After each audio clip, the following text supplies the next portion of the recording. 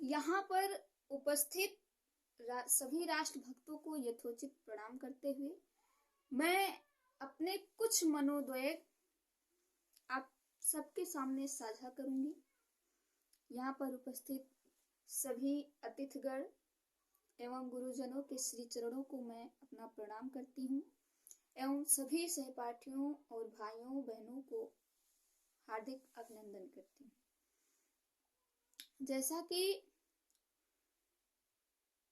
बड़े हर्ष का विषय है, आज हम लोग अपना 75वां गणतंत्रता दिवस मना रहे हैं। इस उत्सव के माध्यम से हम अपने वीर शहीदों को याद करते हुए उनके बलिदान के ऋणी होने का भी एहसास करते हैं और साथ ही संविधान की सर्वोच्च शक्ति का सम्मान करते हुए सबका साथ सबका विकास की भावना से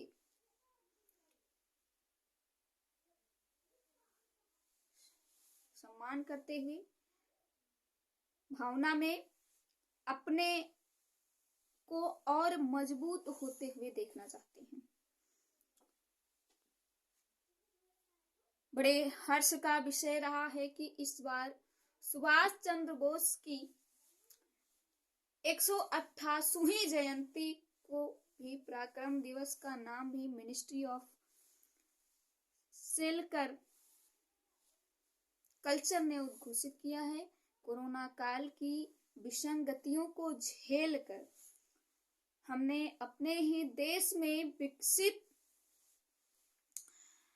काबी झील और कोवैक्सीन के टीके तक पहुंच चुके हैं।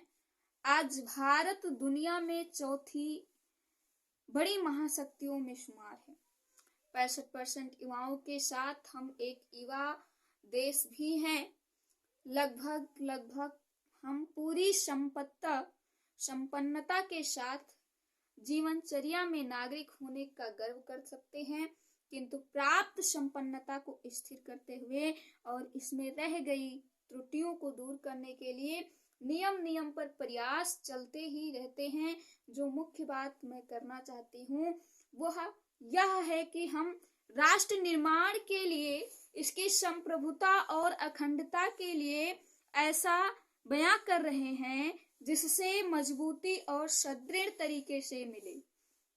चूंकि कल का भारत हम ही से तय होता है, इसलिए हमें सावधान रहना होगा, अपनी कर्तव्य निष्ठा और अपने शहीदों के सपनों का भारत बनाना होगा, संवारना होगा और संभालना होगा।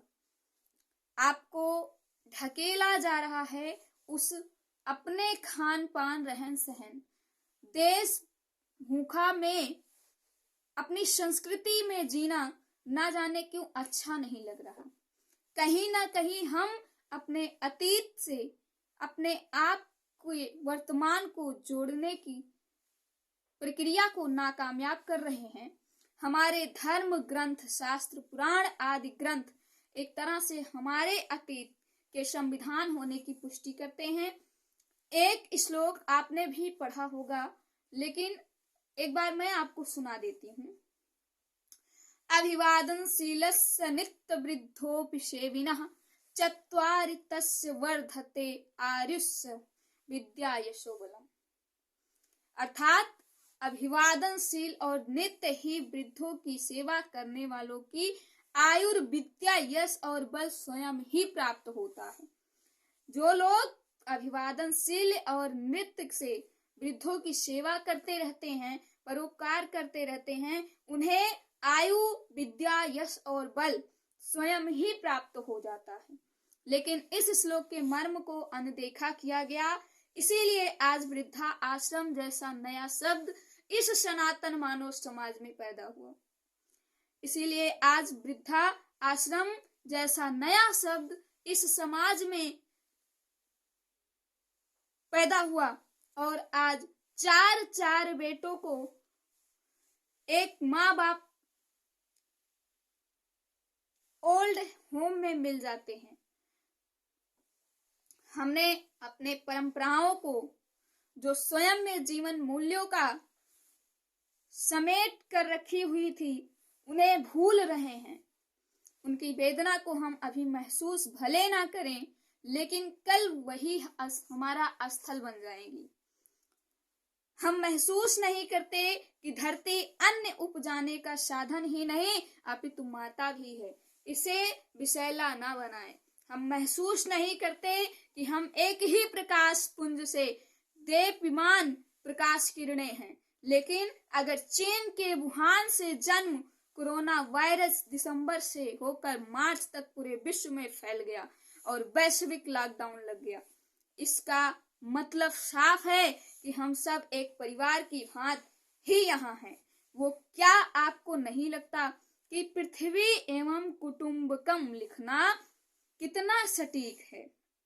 मेरे शास्त्रों में अतीत ने जो भी कहा उससे हम सीखें, चाहे वह धर्म शास्त्र हो या संविधान शास्त्र हो।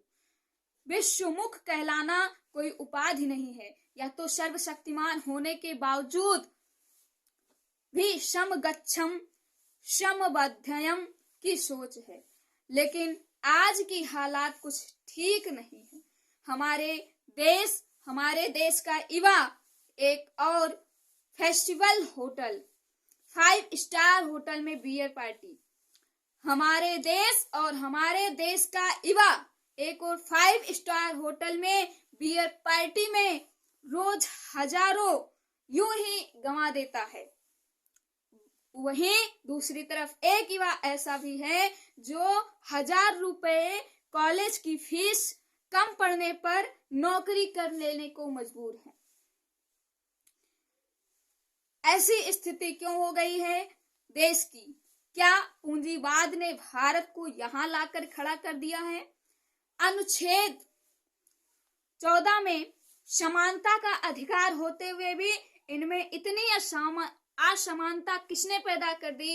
एक और लोग 500 रुपए की कॉफी को जूठा करके छोड़ देते हैं, वहीं दूसरी ओर कोई मजदूर बिना खाए सो जा रहा है।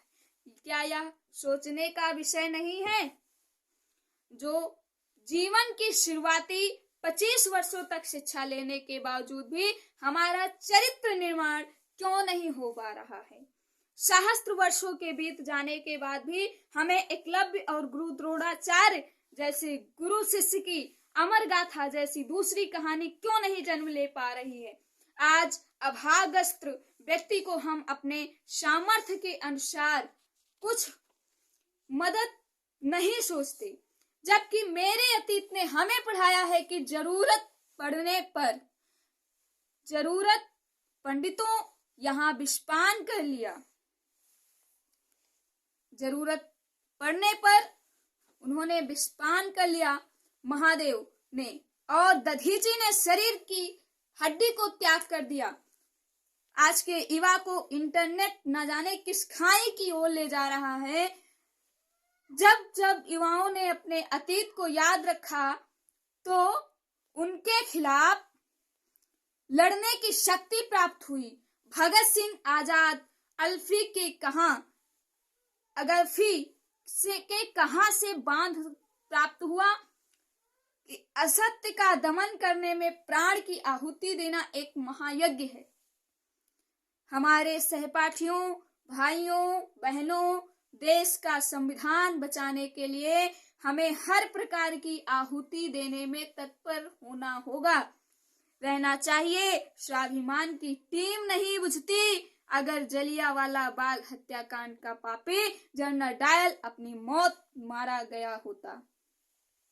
लेकिन वाह रे बलिदाने ऊधम सिंह, आपने हमें श्रम के ही देश में जाकर गोलियों से भूनकर हमें आत्मसम्मान की जिंदगी दी, और यह है मेरा अतीत। लेकिन आज का परिदृश्य बदल रहा है। क्या मेरे देश की मीडिया को ऐसा करना चाहिए कि अमीर धनाढ़े व्यक्ति को छींक आ जाए तो उसे राष्ट्रीय खबर बना देंगे? फिल्मी दुनिया की हद तो तब होती है जब फिल्मी दुनिया के ब्रेकअप के जिससे राष्ट्रीय समाचार के तौर पर परोखे जाते हैं। कुछ ऐसा ही हाल राजनीतिक रसूखदारों का भी है। मुझे एक रचना याद आती है, अगर सो गए ये कलम के सिपाही, अगर सो गए ये कलम के सिपाही, वतन के मसीहा वतन बेच देंगे। जो मान्यवर बने हैं करोड़ों लुटाकर, जो मान्यवर बने हैं करोड़ों लुटाकर, उगाही से सारा वतन बेच देंगे। एक हाल की घटना है से जोड़कर आपके आज के भारत की तस्वीर दिखाएंगे। अभी बिहार चुनाव हो रहे, लॉकडाउन चल रहा था, हमारी कक्षाएं बंद थी, लेकिन चुनावी रैलियां अपने चरम पर थीं। क्या यही समानता का अधिकार कि जिसमें नए भारत का बीज पलता हो, उसे घर में दबके रहने को मजबूर कर दिया जाए और आप मानकों को ताक पर रख कर रैलियां करते रहें? ऐसी लगी को हम बर्दाश्त नहीं करना चाहिए, हमें बर्दाश्त नहीं करना चाहिए। फैजा फैजा लिए मुझे वादों में डाल के, हम ही चले गुलाम उनके पास 5 साल के। एहसान तेरी काफिले तारीफ हैं हुजूर, भोजन दिया मुझे मेरी किडनी निकाल के। फैजा फैजा लिया मुझे वादों में डाल के, हम ही चले गुलाम, हम ही हो चले गुलाम उनके 5 साल के। एहसान तेरा काफिले तारीफ है हुजूर, भोजन दिया मुझे मेरी ही किडनी निकाल के। हमारे समाज में आजादी के 75 वर्षों के बाद भी किसान कर्ज में खड़ी इकोनॉमी पैदा होता है, कर्म में बड़ा होता है और कर्ज में ही मर जाता है, कर्ज में ही जन्म लेता है, कर्ज में ही बड़ा होता है और कर्ज में ही मर जाता है। किसानों उसे किसान द्वारा खड़ी इकोनॉमी में चुनावी खर्चे की फिजूल खर्ची किसानों का हितैषी होने की पोल खोलती है, मगर हम भोले भाले लोग यातना सहते हैं, सहने की आदी हो गए हैं। अफीक साहनी ने क्या खूब कहा है, पाखंडी रहे छाँव मां, घामे में पलटी हम, जलपान करें नेता भुगतान करी हम, भारत के किसानन के दुर्भावा तनी देखा। यह है मेरे देश की गणतंत्र 188 मिलियन दुग्ध उत्पादन के साथ भारत प्रथम श्रेणी में दुग्ध उत्पादन करने की उपलब्धि के बाद भी बच्चे कुपोषित क्यों रह जाते हैं? विश्व का सबसे लंबा रेल नेटवर्क होने के बाद, भारत के पास 22,500 ट्रेनों और अनगिनत रोडवेजों के होने के बाद भी प्रवासी मजदूर अपनी महिलाओं बेटियों के साथ हजारों किलोमीटर की पदयात्रा कर जान जोखिम में डालकर घर पहुंचा। क्या यही है भारत के लोकतंत्र में मौलिक अधिकार की परिभाषा? ऐसा कदापि नहीं होना था। बिहार की एक बेटी ने जब अपने पिता को 700 किलोमीटर साइकिल पर बैठाकर धीरे धीरे कई दिनों में अपने घर पहुंची, तो एक बार अपने प्रजातंत्र में जीने की परिभाषा पर यकीनन से वह हुआ था कि यह क्या यही है भगत सुभाष और गांधी के सपनों का भारत? अपने वाणी को एक लाइनों के साथ विराम देना चाहूंगी। यह जो रात चुरा बैठी है चांद सितारों की तरुणाई, यह जो रात चुरा बैठी है चांद सितारों की तरुणाई, बस तब तक कर ले मनमाने जब तक कोई किसान न आई। मेरा देश उदास ना हो, फिर दीप जलेगा तिमिर ढलेगा, फिर से दीप जलेगा तिमिर ढलेगा। इसी के साथ जय हिंद जय भारत।